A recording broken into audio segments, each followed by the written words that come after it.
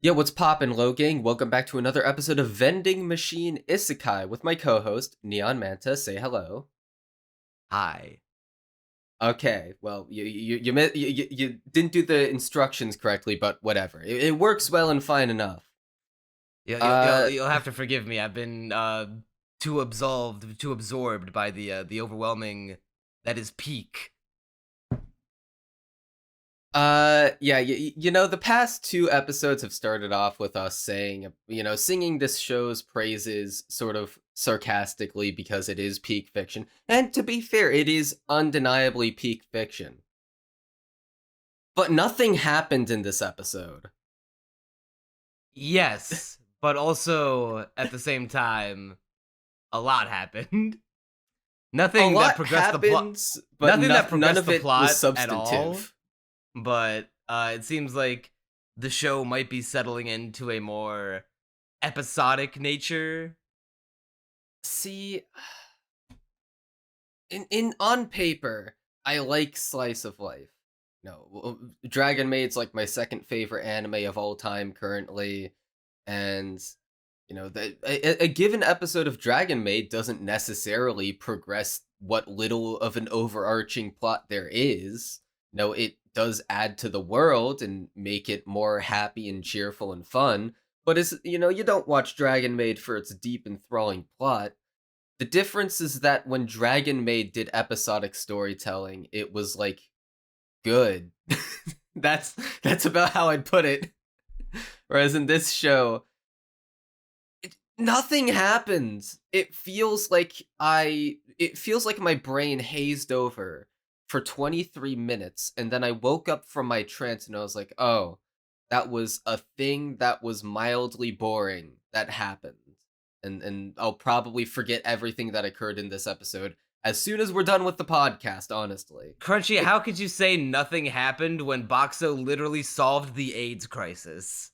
Okay, that's the one thing that happened in this episode. It was not plot relevant, but it did happen, and it will stick with me. I have already crafted a gorgeous thumbnail based off of it. Boxo cured AIDS. Well, Well, okay, maybe not not necessarily cured, but cured. stopped the crisis. Yeah, he's a national hero. Uh, yes, this one will probably be a short episode because yeah, not a lot happened for whatever amount of plot there is. But by God, are we going to be talking about the AIDS subplot? Yeah, I mean, I guess we can just lead with that. So Boxo gets taken out back by the good old bear, By the Bear woodshed. Man, and he's like, "Yo, there's a lot of people coming to town because we're beginning to prosper, whatever. It's partially thanks to you, Boxo. You're just so cool. People want to come and see you. But bro, when people come over, they do the naughty. They aren't exactly The people are uh coming to town so they can go to town, if you know what I'm saying. yeah. They're not being good Christians. So Boxo, what I'm gonna need you to do is find a product to stop the epidemic that could occur. And I do question his logic a little bit because Boxo hasn't been known to give anything but food so far. But you know what? Didn't he? It's a magic box. I can see his logic well and fine enough. I guess it I could have works. sworn he gave out something that wasn't exactly food related before. It wasn't before this episode, but later on, I think it's after this Yeah, he subplot, gives like he bath gives out products. like hair product and shampoo to Lamis and the other chick in the bathhouse. Aside from that, I do not think he's given out anything straight up non-food Non-consumable. related. Yeah.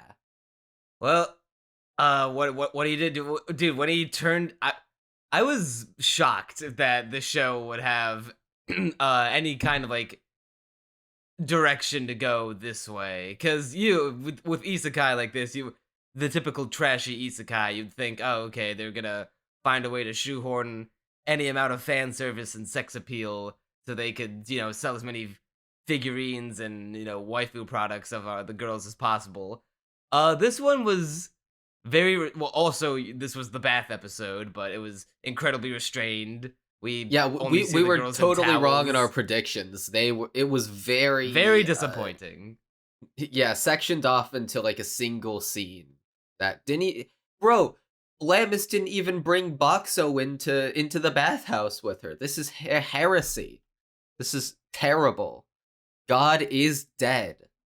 But what was good was how, like, almost respectfully they handled the whole, like, hey, let's stop the spread of like gonorrhea and syphilis, and by Boxo turning into a condom dispensary.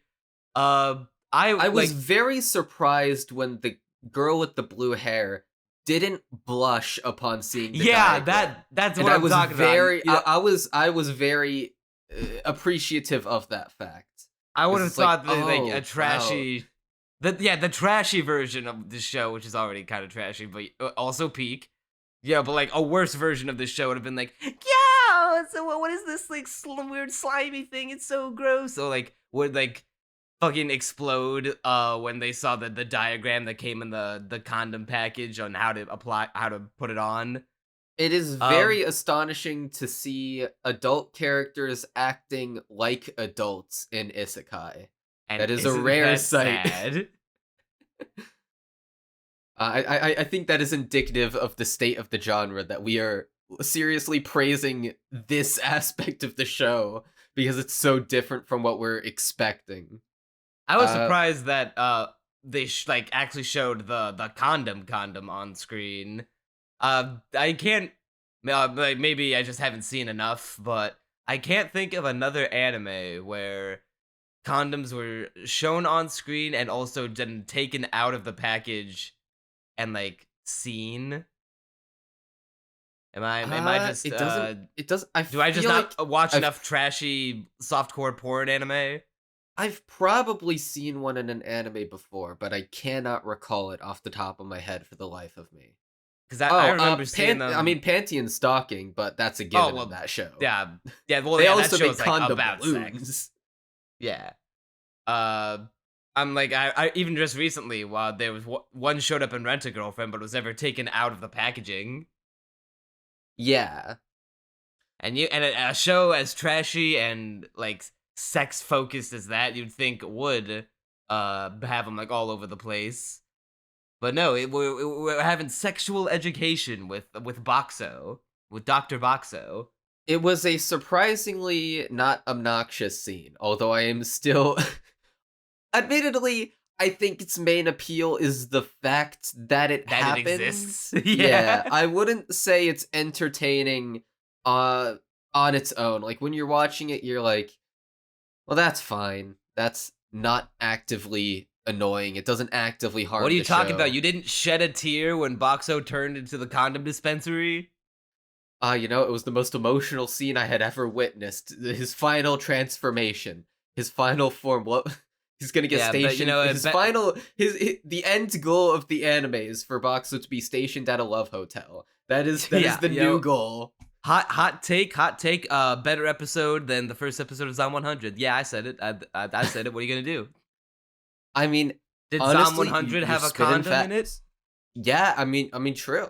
And the But girl even more reacting to how importantly, does slimy it Boxa is? does Zom 100 have a living vending machine? That I Yeah, mean, check and mate, atheists. exactly.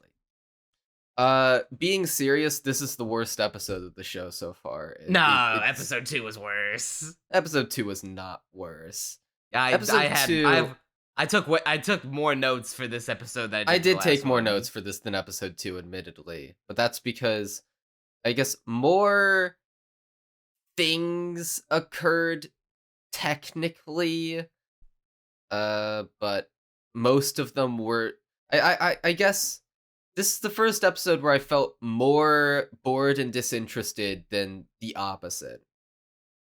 And maybe Uh, that's partially just because I've now been sitting through this for 3 episodes instead of 2, where I could kind of, keep my, I wouldn't say excitement, but I wouldn't even say intrigue. we're Interest? we're we're Even that feels strong. 25% we're 25% through peak and you're already tapping out. Yes. Uh, Well, as far as things that actually happened in this episode, out of nowhere, the village just got burned down by some kind of like twin snake dragon guy, I I guess. think this is a big part of why I think this episode is worse than episode 2.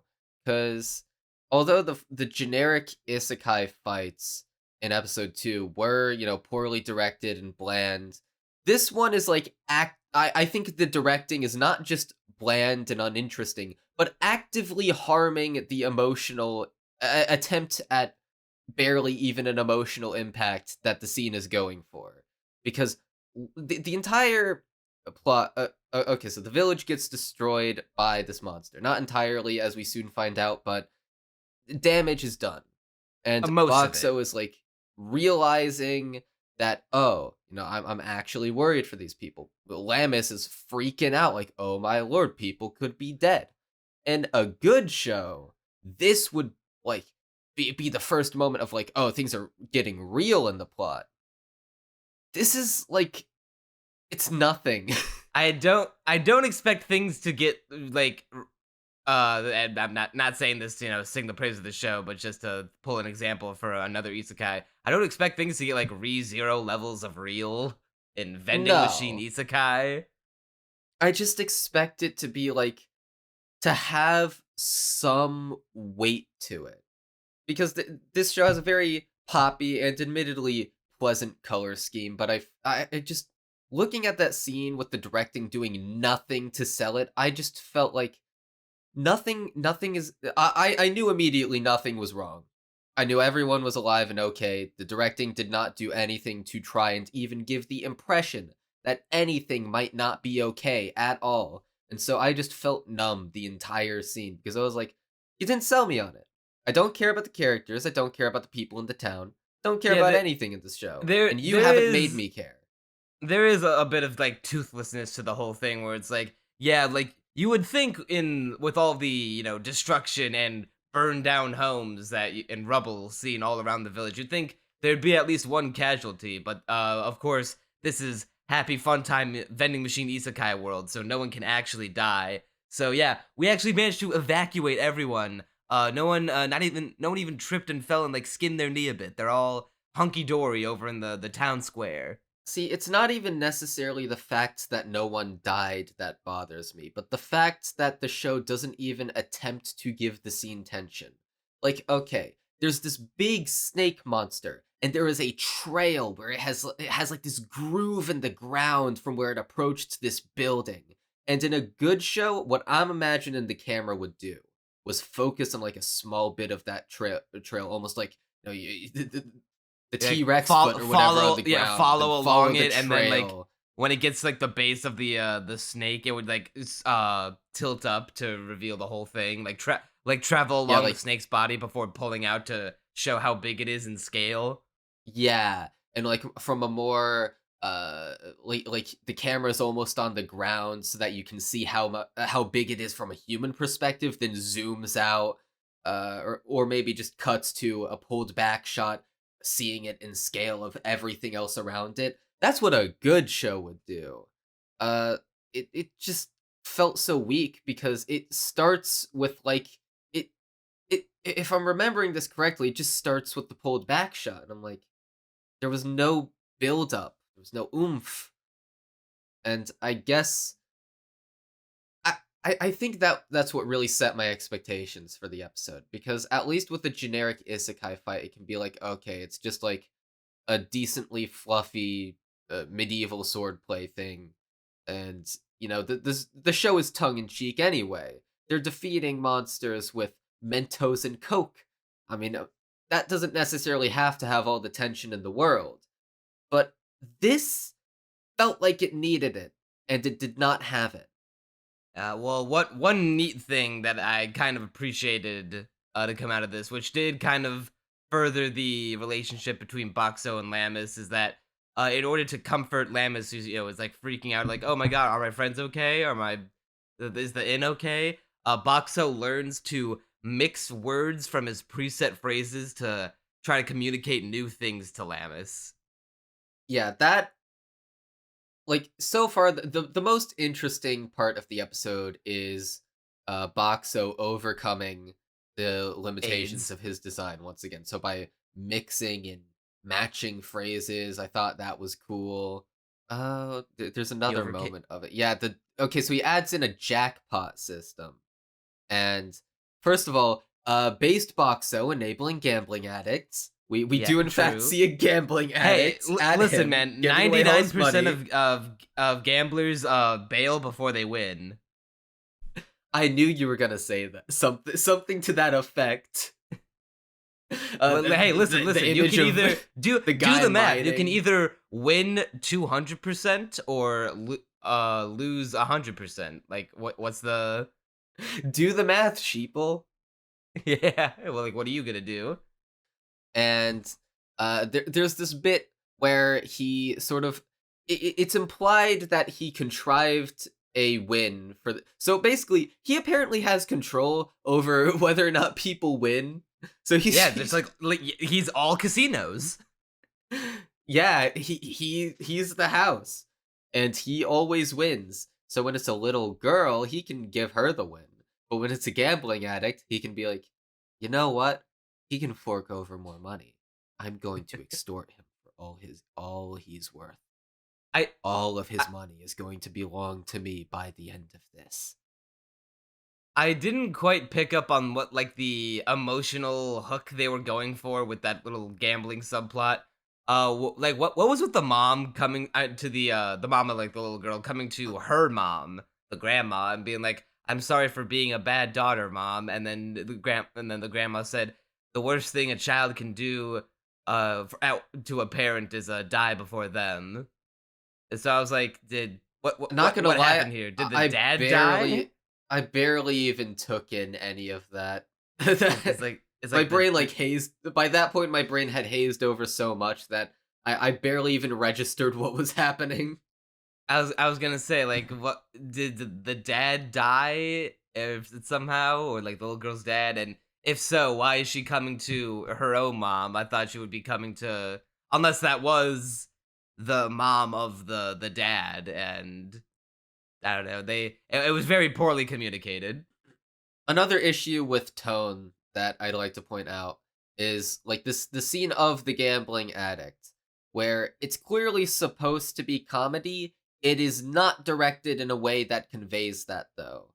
It shares this is one of the big issues with the show. Its The closest directing thing is it does so is have lifeless. the grandpa react like, "Oh, you got the lottery on your first try." It's like, you know, the scene of him being there and gambling his life savings away and how he's like uh how he's done this in the past and then his wife comes in and is like maybe not his wife but someone comes in and is like, yo, I know you're doing like you did this before. And I'm just like, this in a good show would have directed this in a way that made me know that it has the funnies. It is XD funny haha.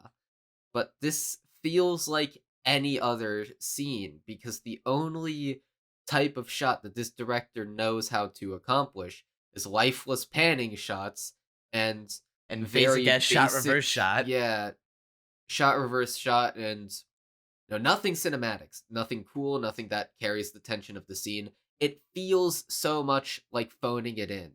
And maybe it's a product of the perpetually rushed anime industry, and maybe he's directing like a dozen other shows concurrently. I have no idea who the director is. Actually, I should probably go look that up. Who the Yeah, that's, director is? I highly doubt that is anyone of note. Hanbaki, let's see, director. He's not even the top guy on Mal. He gets outshined by his producers. Noriaki Akitaya. He directed Ayakashi Triangle. Wait, we talked about this before, I think. Now it's coming back. Ayakashi Triangle, The Strongest Sage with the Weakest Crest, Slow Loop, Oresuki. He directed Bakuman. Yeah, okay, we definitely talked about this before. Okay.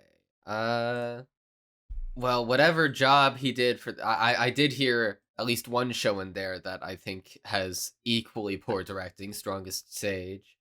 Ayakashi Triangle looked a bit better, but still didn't particularly stand out in terms of directing.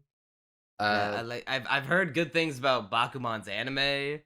I can't. I have not seen it. That neither have I. I can't confirm one way or another if it's actually good.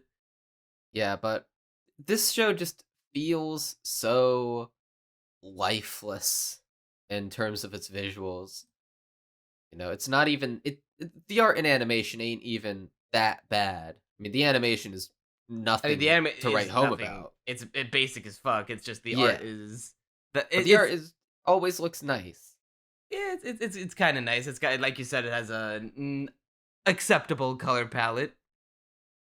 I mean, I think I think individual shots do like can look pretty. It's just the issue of not changing the colors when it needs it. Not yeah, every we have scene can be poppy happy fun time, bro. yeah we have not seen a better character design so far than Lamus. Yeah, some of them have been all right. Uh, some of them have been generic bystanders. So there you go. Even Condom Girl is like pretty generic. Just your Yeah, I mean typical she's blue at least haired girl. pretty, but no, I think Lamus is the only design to write home about so far. There's one girl in the OP with like the who seems to be a scientist that I think has a pretty Yeah, cool that's design. I think that's the one Hulemi or whatever girl that they're trying to contact. Yeah, I think Hulami. Yeah, And and from given the next time preview where she Boxo I guess turned into like an oxygen supplier and they're caved in somewhere and she's how does using he turn into an oxygen supply? I'm not gonna lie, I turned off the episode as soon as the ED started playing.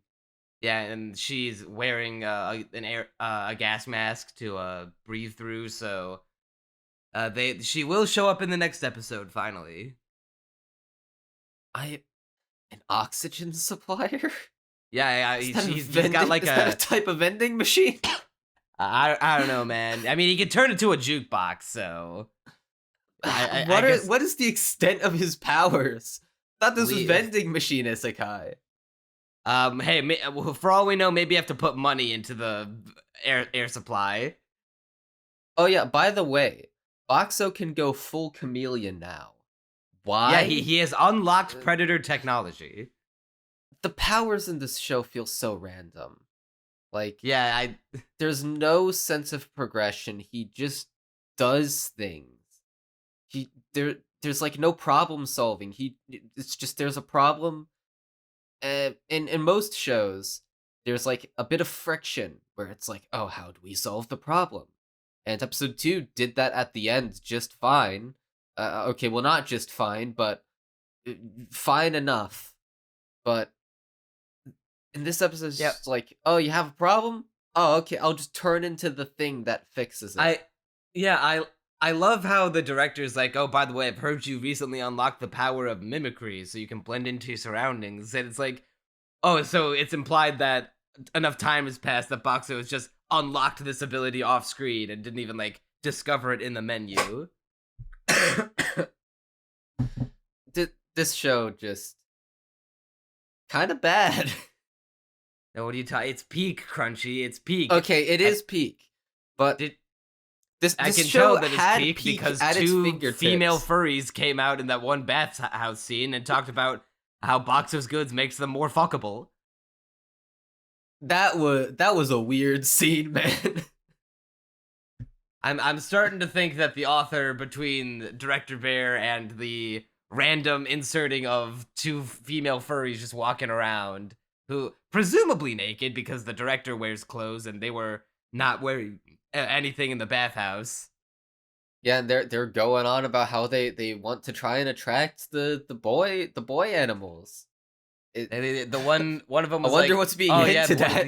one of these products make got my boyfriend like so incredibly aroused, and it wasn't even mating season." Yeah, not sure if I needed that line in my life.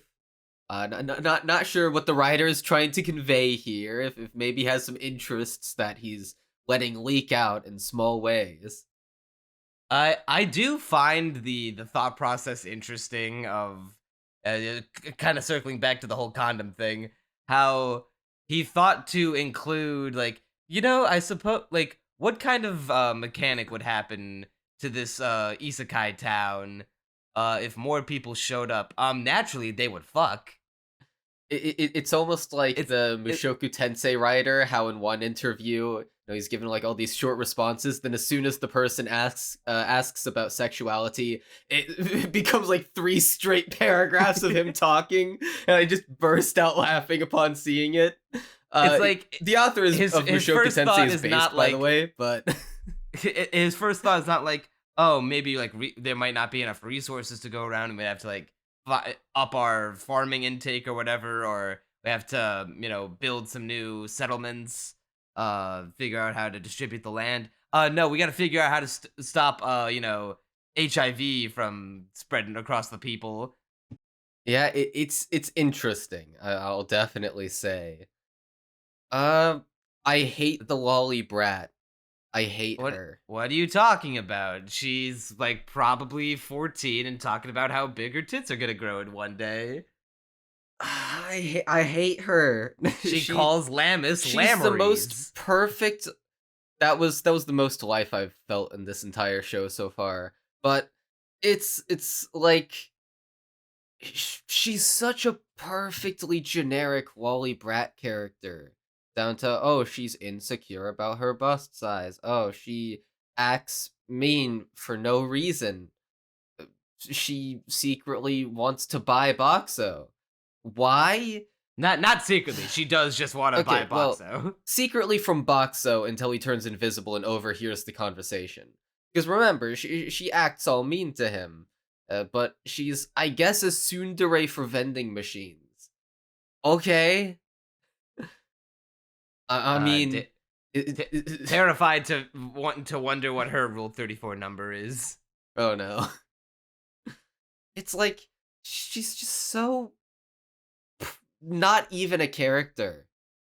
Like, what was the thought process behind characterizing her? Oh, this is the lolly brat character. Okay, I'll just do what every other show does. It's like a composite of every single lolly brat character put together and melded into one single uninteresting blob of characterization that fails to even reach the minimum bar of intrigue. That is how I feel about her. Yeah, it's there's not much going on in that head of hers. Just white noise. I'm also sad to report that the Lammas number is still stuck at 1 The Lammas number? on Rule 34. Oh, that is depressing. That is honestly unforgivable. All right, And which artist do we have to commission to get that number to oh skyrocket no. to get a very promiscuous thumbnail for the final episode of Vending Machine Isekai? uh it would be very funny, to be fair. That I'm not opposed to the idea. That would be hilarious. When's Boxo gonna unlock the power to vend out like all sorts of sex toys? I mean, hey, considering that he's turned into a condom machine, the panty vending machine is only a step away. Let me tell you, we were joking about it before, but it could be a If reality. if he actually turns into a panty vending machine at one point, I will that show the show will get a bonus point on whatever no matter how what rating I end up giving the show, it will get one automatic bonus point I will just for also that. do that. I am down for that. The automatic bonus point if he turns into that. Yeah, the panty vending machine multiplier. What the fuck Uh, else happened this episode? Boxo is so popular that he's hoarding most of the silver coins on the stratum, which forces the government to come exchange his silvers for gold. yeah. So that was another instance of working around Boxo's limitations that I liked, where so Boxo can't directly give out a bunch of silver coins. And so he's like, nah, fam, can't do it. But then what Lammas figures out is, yo, you could just like put in a gold coin and get change. He's like, yo, okay, I'll give you all these coins. Because that's his function. I thought it was a cool bit of problem solving, even if it was fleeting. I guess my main issue with this episode is that it's a bunch of very small comedic-esque short story skits, but it's like none of them have any pulse, except for like small moments of intrigue, like oh they're working around his limitations. Oh, gambling addiction. That's funny, I guess. Like at I least mean, episode 2 gambling had addictions are hilarious. true, Like, but how you gonna get addicted to spending money? Just stop. Just close your wallet, idiot. yeah, sure. What you're dying of of incurable disease? Just cure it, bro. I don't know what's hard.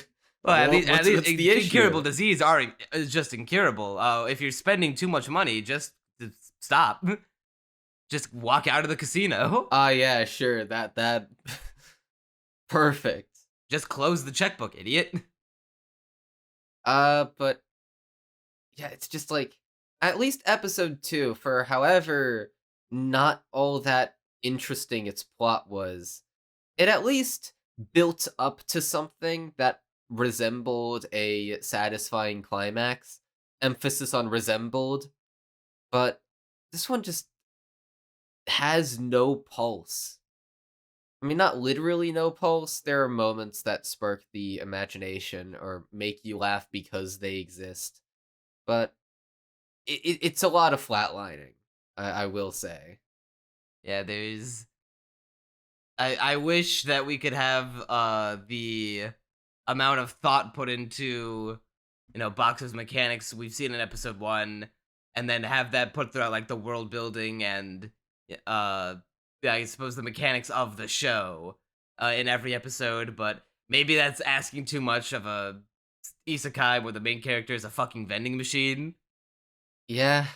So far this episode has, or not this episode, but rather the show as a whole has done nothing but fall in quality, at least in my opinion. I know you think this episode is a little better than episode 2.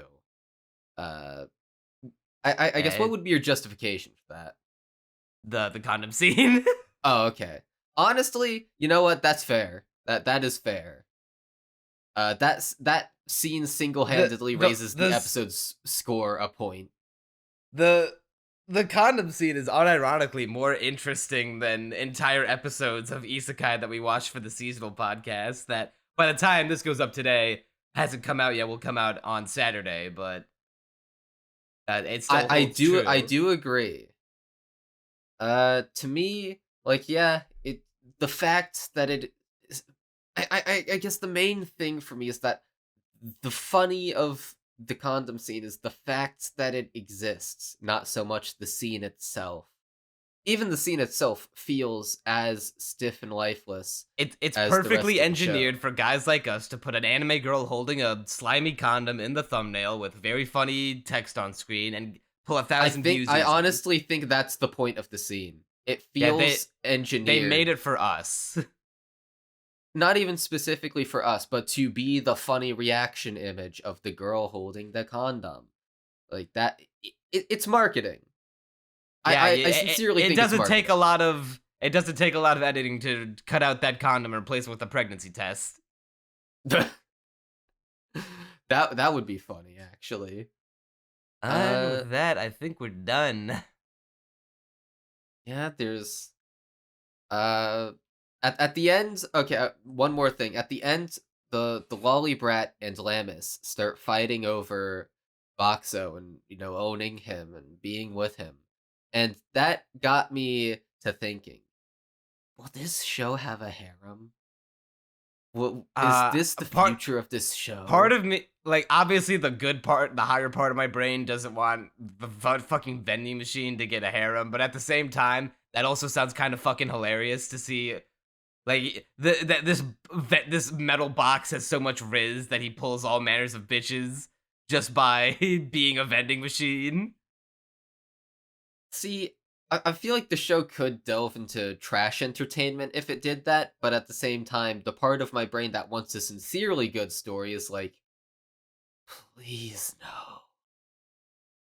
It, At all costs, do not have it'll one. only it'll only be funny and worth it if they figure out a way where Boxo can fuck, Okay, that you know what, I completely agree there. and then they can have half human, half vending machine babies. Okay, maybe we should have stopped a bit before then. Enjoy that final image in your head, viewers. See you next week for more cursed thoughts. Oh god. Yep.